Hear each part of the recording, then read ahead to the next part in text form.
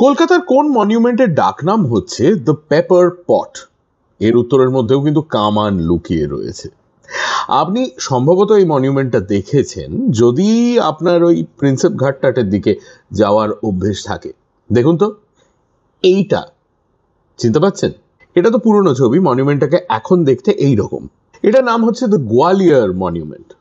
কেন?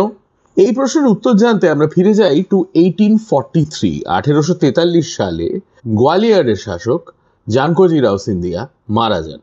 আর তখন ভারতের বড়লাট লর্ড এলেনবরার মনে হয় যে এই সিন্ধিয়ার মিলিটারি পাওয়ারটা একটু কন্ট্রোল করা দরকার। তো তিনি মহারানী তারা সিন্ধিয়াকে চিঠি লেখেন, লিখে বলেন আপনার যে আর্মি রয়েছে সেটা সাইজ কমাতে হবে ইত্যাদি ইত্যাদি। এবার আপনি ভাবুন, আপনার স্টেটের আর্মি, বাইরের একজন লোক বলছে যে আপনাকে তার সাইজ কমাতে হবে, আপনি সেটা মানবেন? তো মহারানীও তাই বললেন, ফটো এসব হবে না। ব্যাস, লর্ড এলেনবরো পাঠালেন বিশাল বড় একটি আর্মি গোয়ালিয়রের সঙ্গে যুদ্ধ করতে। 29শে ডিসেম্বর 1843 সালে সেই যুদ্ধ হয় এবং ইস্ট ইন্ডিয়া কোম্পানির প্রায় 1000 সেপাই সেই যুদ্ধে মারা যায়। তবে তার থেকেও বড় ক্ষতি হয় গোয়ালিয়রের, কারণ তাদের প্রায় 2000 লোক মারা যায় এবং তাদের 40টা মতো কামান চলে যায় ইস্ট ইন্ডিয়া কোম্পানির হাতে। সেই একই দিনে পুনিয়ার বলে একটি জায়গায় East India Company general Grey গোয়ালিয়রের 12,000-এর একটি ফৌজকে যুদ্ধে হারান এবং আরো 56টি কামান চলে আসে তার হাতে।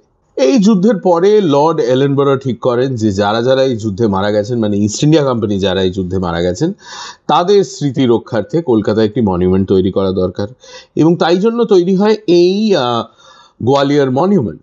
ওপেনিং হয় ইন 1847।